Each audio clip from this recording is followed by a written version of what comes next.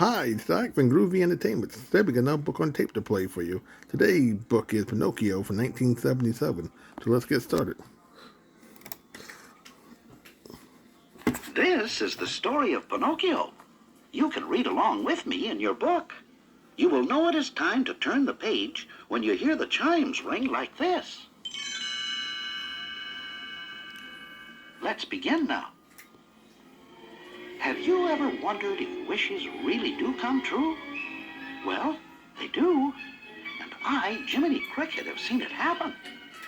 Here, let me tell you about it. One starry night, my travels took me to a tiny shop owned by Geppetto, the woodcarver. I sneaked under the door and saw old Geppetto working on a puppet that looked like a little boy. Geppetto put on a last dab of paint and said, "There, little wooden head, you're all finished. Now, I have just the name for you, Pinocchio. Come on, let's try you out." Geppetto took Pinocchio down off the workbench and danced the little puppet across the wooden floor by pulling the strings. Figaro the cat wasn't sure he liked the newcomer who clomped and clattered around the shop. But Geppetto liked his little Pinocchio very much. Figaro, wouldn't it be nice if Pinocchio were a real live boy? Oh, well, it's time for bed. Come, Pinocchio, let's put you back on the workbench. Good night, my little funny face. Just before going to sleep, Geppetto looked out his window into the starry night. Oh, look, Figaro, the wishing star. Do you know what I wish, Figaro? I wish that my little Pinocchio might become a real boy. And with that, Geppetto drifted happily off to sleep. A very nice thought, I said, as I settled down to bed in an empty matchbox. But wishes like that never come true. Moments later, the room filled with light. There stood a beautiful blue fairy. She tapped Pinocchio with her magic wand.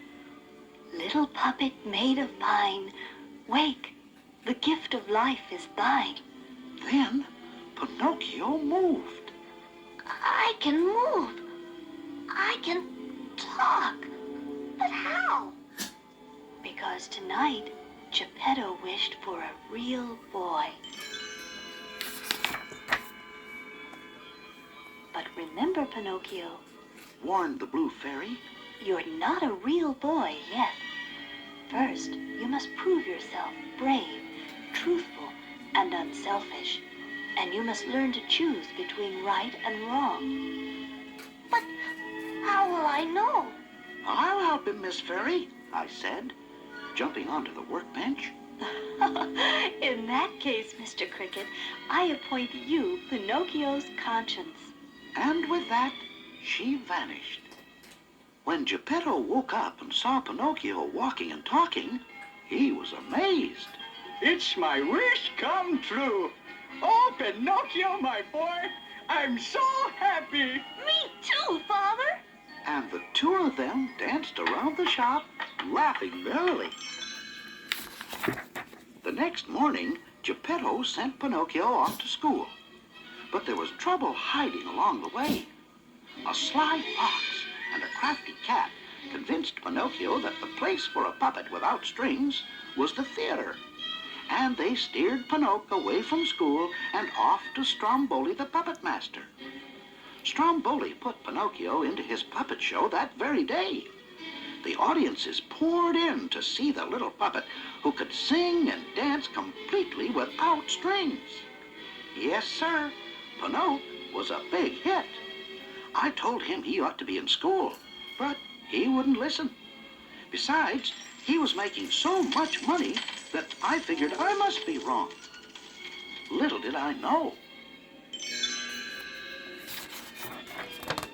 In Stromboli's wagon after the show, The greedy puppet master took all Pinocchio's money and then locked him in a cage. This will be your new home, my little wooden gold mine. Pinocchio shook the bars of his cage. No, I don't want to be an actor. I want to go home. Let me out. But Stromboli only laughed and slammed the wagon door. I found poor Pinocchio crying in the dark.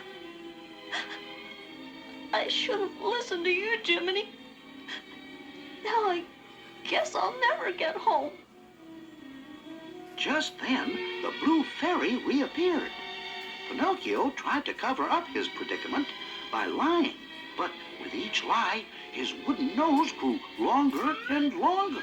You see, Pinocchio, a lie keeps growing until it's as plain as the nose on your face. I'll forgive you this once, but this is the last time I can help you. She waved her wand, and in a twinkling, Pinocchio's nose was back to normal and the cage door open. As we headed for home, Pinocchio heard about a wonderful place called Pleasure Island, where boys were allowed to break windows, smoke cigars, and stay up late. It sounded fishy to me, but Pinocchio wanted to go. He climbed aboard a coach full of noisy, foolish boys. All I could do was tag along. At Pleasure Island, Pinocchio joined all those rowdy boys in wrecking furniture, throwing mud balls, and playing pool. I knew this place wasn't good, so I tried to talk Pinocchio into leaving. Look at yourself. How do you ever expect to be a real boy? Oh, gee, Jiminy. A guy only lives once, you know. All right, stay. Make a fool of yourself. And I left. As I headed for the boat dock, I noticed some sinister men herding frightened little donkeys into crates. The strange part was that the donkeys were wearing boys' clothing. And some were crying, "Mama, Mama." Then it hit me. These were bad boys who had turned into donkeys. I had to get Pinocchio off Pleasure Island, and fast. I dashed back to the pool room, hollering, "Come on, Pinocchio, we've got to get out of here. The boys, they've all turned into donkeys." But I was too late. Pinocchio had already sprouted donkey's ears and a tail. Oh, Jiminy, what'll I do? Help me. We've got to get away from here before you get any worse. Follow me, Pinocchio. We ran to the water's edge, dove into the sea, and swam for the mainland. Pinocchio pulled himself from the water, still wearing ears and a tail, but he was glad he had escaped Pleasure Island. Let's go home, Jiminy. I want to see my father. When we arrived at Geppetto's workshop, the place was locked and Geppetto was gone. Just then, a magic dove flew by and dropped a note. "Pinocchio, it's about your father. It says, he went looking for you and was swallowed by a whale named Monstro." Poor Pinocchio thought his father was done for, but I read on. Wait, he's alive. It says, he's living inside the whale at the bottom of the sea. Pinocchio squared his shoulders. Whale or no whale, I've got to find my father and rescue him. "But Pinocchio, it's dangerous. This monstro can swallow whole ships." I've got to go to him, Jiminy. Goodbye. With that, Pinocchio ran to a high cliff over the ocean. He tied a rock to his tail and jumped into the water. The rock took Pinocchio to the ocean floor, where he began his search for Geppetto. Father! Father! Pinocchio's search wasn't long. Monstro was busy swallowing up tuna fish for a meal, and Pinocchio was swept into Monstro's belly along with the fish. Geppetto was surprised. Pinocchio, my boy! I'm so happy to see you! Me too, Father.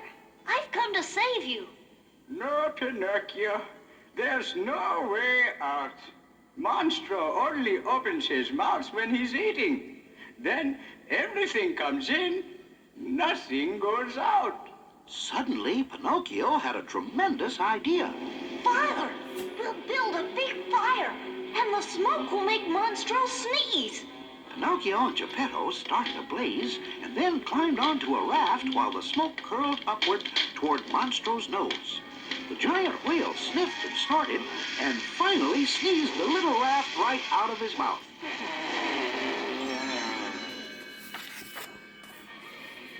Pinocchio and Geppetto had escaped safely, but Monstro was angry at being tricked.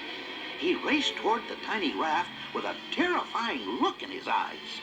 Geppetto shouted, Careful, son! He's trying to crush us! Monstro dove underwater and then came up fiercely underneath the raft. Pinocchio and Geppetto were thrown into the air as their raft broke into 1,000 pieces. Geppetto floundered helplessly as he watched the furious whale turn about. Look out, my boy! Here he comes again! Hurry, Father! Urged Pinocchio, but Geppetto was too tired to swim anymore. I can't make it, son. Save yourself. No, Father, I won't leave you. Pinocchio grabbed Geppetto's shirt and swam bravely for shore. Just as Monstro dove at them, Pinocchio pulled Geppetto to safety behind some rocks. Geppetto woke to find himself on shore out of danger. But poor Pinocchio was lying deathly still in the pounding surf. Geppetto tearfully carried Pinocchio back to his workshop and laid the motionless puppet on the bed. Suddenly, we heard the Blue Fairy's voice. Pinocchio, you have proved yourself brave, truthful, and unselfish. Awake. Pinocchio sat up to find himself changed into a real boy. Bursting with joy, he and Geppetto danced about the workshop. And so, you see, wishes really do come true. When you wish upon a star, makes no difference who you are. Anything your heart desires will come to you. If your heart is in your dream, no request is too extreme. When you wish upon a star, as dreamers do.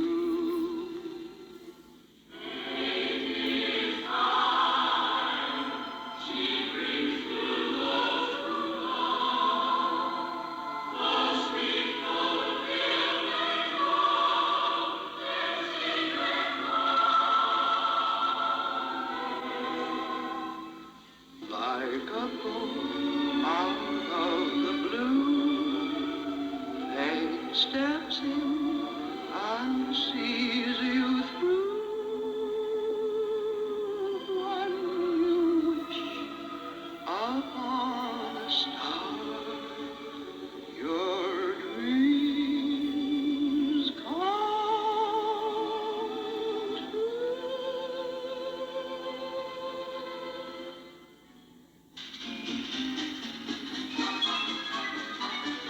When you get in trouble and you don't know right from wrong, give a little whistle, give a little whistle. When you meet temptation and the urge is very strong, give a little whistle, give a little whistle. Not just a little squeak, pucker up and blow. And if your whistle's weak, yell, Jiminy Cricket. Take the straight and narrow path, and if you start to slide, give a little whistle. Give a little whistle. And always let your conscience be your guide. Always let your conscience be your guide.